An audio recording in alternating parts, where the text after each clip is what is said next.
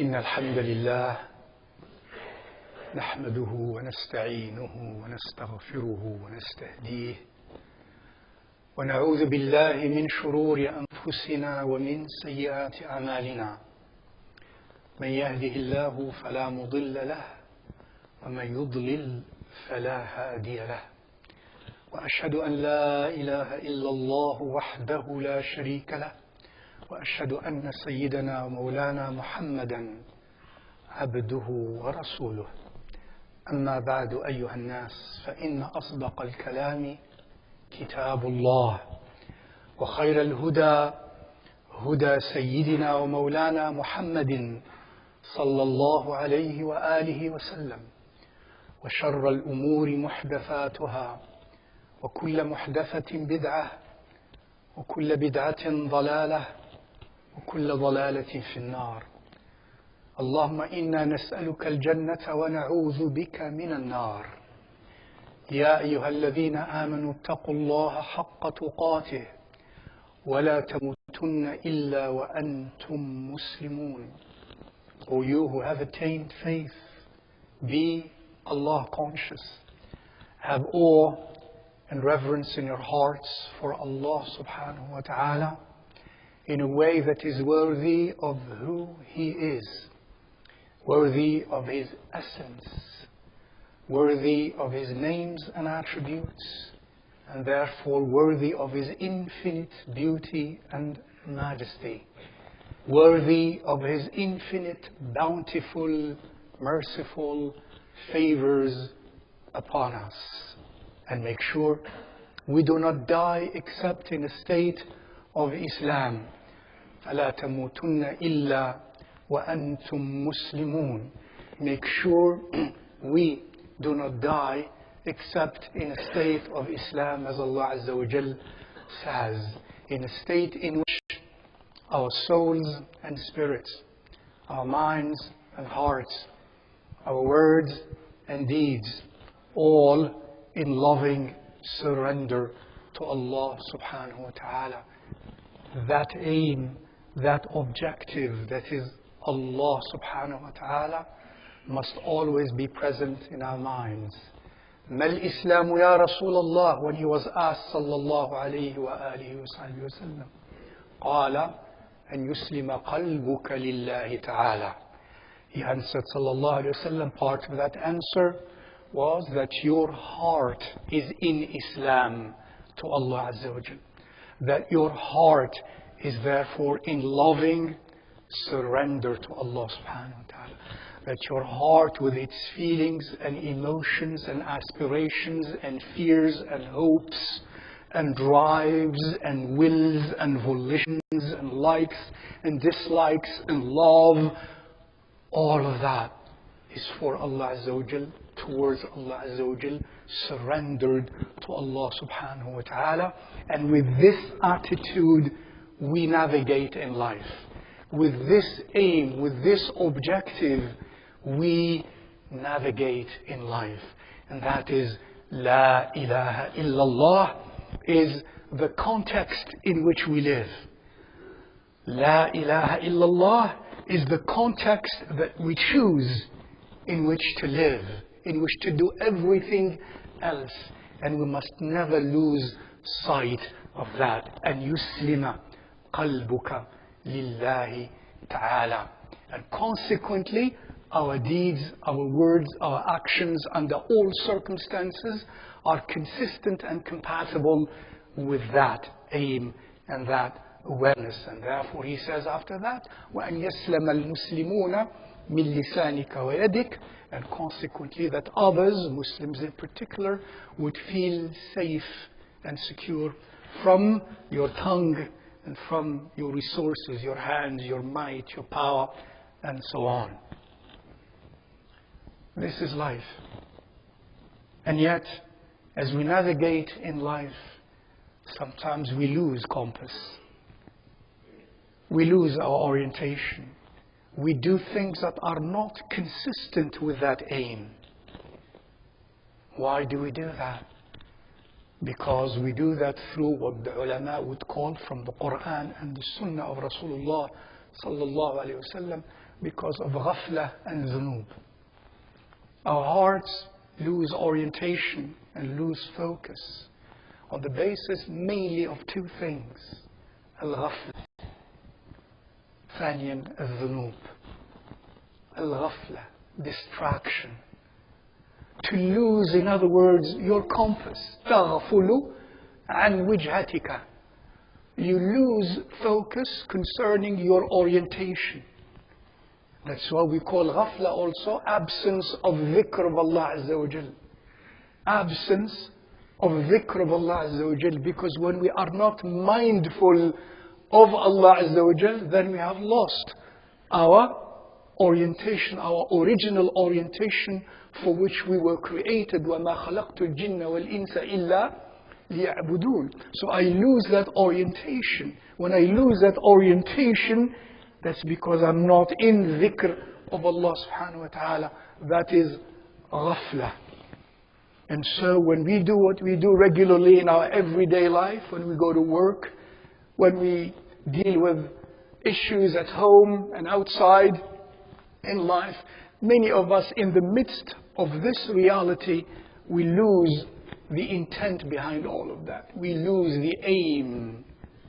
We lose the objective. And then when we lose that, then we would be saying and doing things, acting and reacting in a way that is inconsistent with the aim, because we forgot the aim. غفلنا عن تلك الوجهة، عن ذلك المقصد، عن الله، عن الآخرة، عن الحقيقة. When we do that, then we lose that. And that's why happens to us what happened. Secondly, because of dhunub. And with that come sins, deliberate, willful acts of disobedience of God, of Allah subhanahu wa ta'ala, and therefore causing harm spiritually, morally, socially, physically, etc. to ourselves and to others, to other creatures of Allah subhanahu wa ta'ala. That's the sin. And then when we sin, it gets worse. Our hearts are stained. Our hearts are clouded. Our hearts are sick. And when our hearts, the spiritual locus of our existence, are blind, then we are unable to see truth as truth and to see falsehood as falsehood. And then we live our lives in accordance to this misreality. And Allah subhanahu wa ta'ala, by His merciful love and by His grace, even though He told us all of that, He still did not leave us just like that.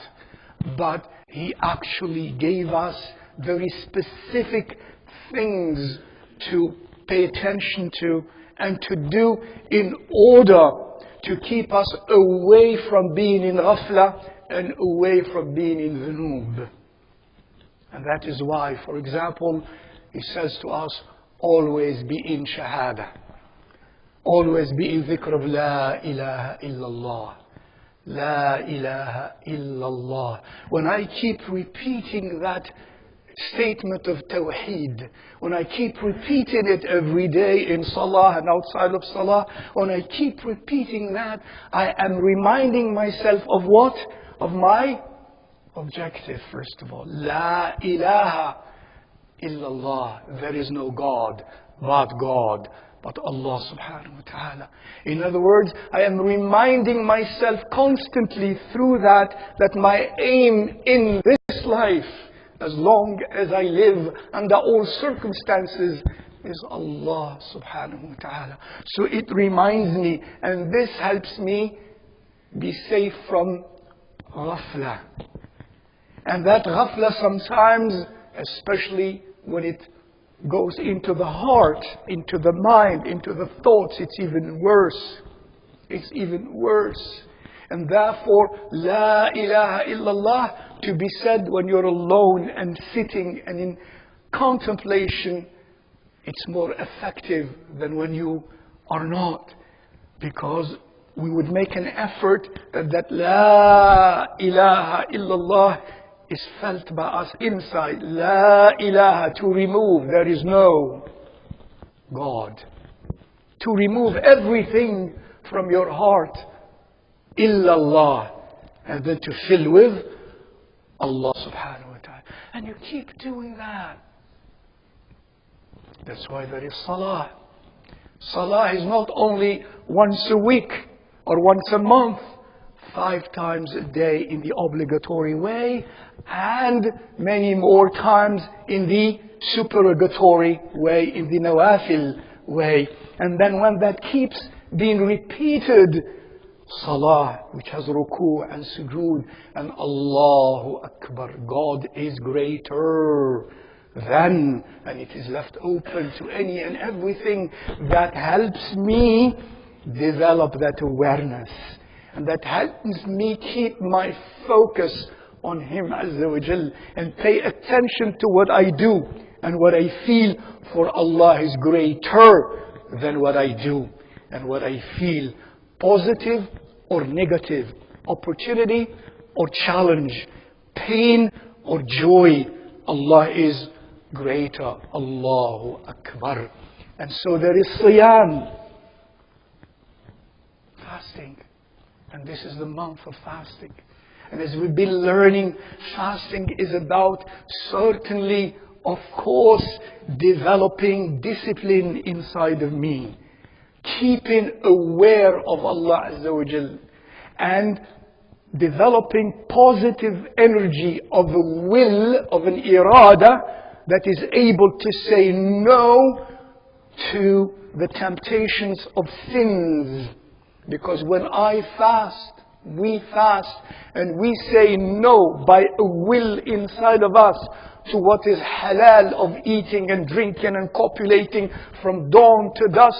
When we do that by choice, that's a will, that's an energy inside, and we're going to use that same will to develop through fasting to say no to a temptation of disobedience of Allah subhanahu wa ta'ala, and therefore of harmful action or reaction towards the creatures of Allah Azza wa Jal, and therefore towards Allah subhanahu wa ta'ala. So that helps us develop that energy to say no to that which is sinful by fasting.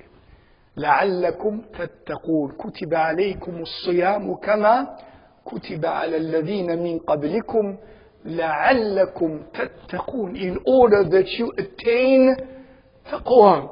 Where is taqwa?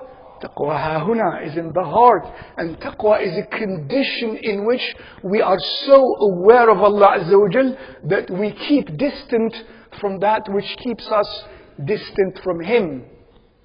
That we keep distant from that which keeps us distant from Him. نتقي ما يبعدنا عن الله سبحانه وتعالى وما يستجلب لنا مقته سبحانه وتعالى. So we keep deliberately away from that which would keep us away from Allah Azza wa Jal, and would lead upon us or incur upon us His displeasure or His wrath subhanahu wa ta'ala. Siyam. Remember, and this is a month of Siyam, and we have emphasized and we will continue to emphasize the more important inner dimension of Siyam that would help us be aware of Allah Azza wa Jal. And remember that my heart and yours, that my senses and limbs are yours, are also fasting. That my heart fasts, that I do not allow the negative energies inside of my heart to be present and to dictate my actions. I must fast in my qalb. I must not allow feelings and emotions and drives and energies that are negative, like arrogance and delusion and conceitedness and ostentation and greed and love for dunya and love for leadership and unkindness and hastiness and high-temperedness and so on. I must fast from that, and my limbs must fast, my eyes, my tongue, my ears, my hands, my touch, my legs must fast by therefore not engaging in that which Allah does not love subhanahu wa ta'ala. That's why he said sallallahu alayhi wa sallam, and I remind myself and you about this essence of fasting. He said sallallahu alayhi wa sallam, رُبَّ صَائِمٍ لَيْسَ لَهُ مِنْ صِيَامِهِ إِلَّا الْجُوعِ وَرُبَّ قَائِمٍ لَيْسَ لَهُ مِنْ قِيَامِهِ إِلَّا السَّهَرِ. He said, perchance there are those who fast, and the only benefit they harvest from their fasting is hunger. And there are those who perform night vigil prayers, qiyam and tahajjud and taraweeh, and the only benefit they harvest from all of that is sleeplessness and fatigue. لماذا يا رسول الله? Why? Because of what he taught us and what we are trying to learn and communicate. Because there are those of us who fast at the first dimension, at the first level of not eating and not drinking and not copulating, etc. Who fast from that, and that's required of course, but that's the only thing they do. That means we do not care about where our hearts are, in which condition they are. And we do not care about how our eyes are used, and our ears, and our tongues, and our hands, and our might, and our pen, and our resources, and our wealth, and our power. We don't care how they are used pertaining to our relationship with people and with the creatures of Allah subhanahu wa ta'ala. If that happens, and that siyam is in essence empty, and it's not enough at all. The essence of siyam, because that siyam is what helps us keep focused on Allah Azza wa Jal, navigating in this life, living in this life with full awareness of Allah Azza wa Jal, of akhirah. من كانت الآخرة همه جمع الله شمله. The one for whom the home of the hereafter is the objective, is the aim, then Allah Azza wa Jal would collect for him all his or her worries, and will not be dispersed everywhere inside of himself or herself. These are the means by which Allah subhanahu wa ta'ala helps us stay on course, stay focused on our objective, and not lose that because we have a job, or because we have a family challenge, or because we have a political issue, or because we have a financial or economic issue, or because we have a global issue, or a local issue, or an administrative issue, or we do that without being focused on our objective. And we cannot do that. We live in this life to go back home. And where is home? In Jannah, in paradise. And we live to go back home. That's our objective. This home, this world, is simply with a transit visa, or at most with residency, but not with citizenship. I am a citizen of Jannah. That's where I was born. That's where I was born. Adam alayhi salam was from Jannah. And you, in his genome, you came from Jannah. That's home. This is transitory. This is at most residence. Use it to go back home.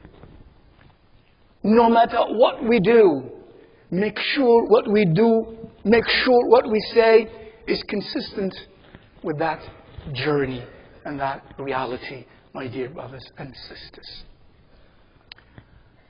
And of the ways Allah subhanahu wa ta'ala helps us remain focused, and to cleanse our hearts, and to strengthen us, and to liberate our hearts and our souls and our spirits from that which, when we are engaged in, would keep us simply jailed and restricted and abased and not so free. Because freedom, ultimate noble freedom, is the freedom in Allah, with Allah. This world is too constricted. This four-dimensional world is too constricted relative to the greater world of the hereafter, with the dimensions much greater than 3 or 4 dimensions. We have more freedom, greater freedom. That freedom Allah wants us to begin to develop in this dunya, in our hearts. And all what He teaches us is to develop freedom from other than Allah Azza wa Jal. And so Salah, when we are called to Salah, so that we are free from all other attachments and addictions of this world. Even work. Hayya ala al-falah. Come to success. Leave that when it comes to Salah and come to Salah. To be liberated from those attachments that I have built to anything else. Work or food or home or the world. Come to the infinite Allah subhanahu wa ta'ala. Siyam, again, the least of which is to have freedom and to be free from my addiction and attachment to materialistic things, to food, to eating, to sleeping, to copulating. I need to be free from that inside of my heart. وهكذا. And zakah. And giving في سبيل الله. وبشر المخبتين الذين إذا ذكر الله وجلت قلوبهم والصابرين على ما أصابهم والمقيم الصلاة ومما رزقناهم ينفقون. Bring the glad tidings, Ya Rasulullah sallallahu alayhi wa sallam, to those who are humble in front of their Lord, to those whose hearts are humble. الذين يذكرون الله الذين إذا ذكر الله وجلت قلوبهم. Those who, when God is mentioned, when Allah is mentioned, their hearts tremble. والصابرين على ما أصابهم. And those who practice patience in the face of the calamities and the challenges they face. And thirdly, and those who establish and perform salah, that is with khushu'. And then finally, وَمِمَّا رَزَقْنَاهُمْ يُنْفِقُونَ. And those of what we have bestowed upon them, they spend, they give. We all human beings, as you know, we have a very, very strong attachment to food, to copulating, and to wealth, isn't it? And wealth for power. And we have that attachment. And that attachment oftentimes and on average for many of us human beings lead us to fumble, to fall morally, collectively and individually. And Allah wants us to be free from that. And therefore zakah. And this is the month of zakah. The month of giving fi sabilillah. And I remind you and myself again about the obligatory zakah in your wealth. Whether you have little or a lot, as long as it is beyond the nisab. Remember that. Please. And during this month, alhamdulillah, with all these meanings that we are sharing, and then I do not forget to practice to liberate my heart from the attachment I have for wealth and for power. Give. أنفق. اعطي. Give. في سبيل الله. In ways that Allah loves. Not in ways that are criminal. Not in ways that Allah does not love. Not in ways to promote the self and aggrandize the self. But in ways Allah loves. The needy, the poor, the destitute, the homeless, the sick, the bound, the slave. the masajid of Allah subhanahu wa ta'ala, the homes and the houses of Allah subhanahu wa ta'ala, to be built and to be maintained, and to be maintained in every way possible of maintenance. To give fi sabilillah. During this month, nurun ala nur, light upon light, as you can see, the light of liberating our hearts from so many elements. Now it is the element of attachment that we have so strong for money, for wealth, and for power. Give. Infiq yunfiq Allahu alayk. Spend and Allah will spend on you, for you, bi'idhnillahi ta'ala. Ma naqasa malu abdin min sadaqatin qat. Not only that, we must never fear, and may Allah remove the fear that shaitan puts inside of us from being poor. So Rasulullah sallallahu alaihi wasallam says, never shall charity cause one to be poor. When he said, ما نقص مال عبد من صدقة قط, which basically means never shall the wealth, shall charity in giving fi sabilillah would make a person faqir, in need. On the contrary, Allah subhanahu wa ta'ala creates in the hearts of such people, and there are such people, liberty, freedom, expansion, ease, joy, positive energy to do other great positive things. My dear brothers and sisters, نسأل الله العلي القدير الرحيم الغفور أن يجعلني وإياكم من الذين يستمعون القول فيتبعون أحسنه. We beseech Allah subhanahu wa ta'ala, the Almighty, the All-Forgiving, the All-Giving, to help me be and you of those who listen to the words of admonition and follow the best of them. أقول قولي هذا وأستغفر الله العظيم لي ولكم فاستغفروه وطوبى للمستغفرين.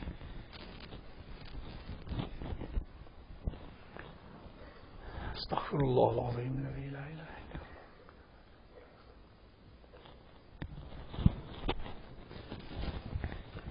الحمد لله وكفى وصلى الله على عباده الذين اصطفى.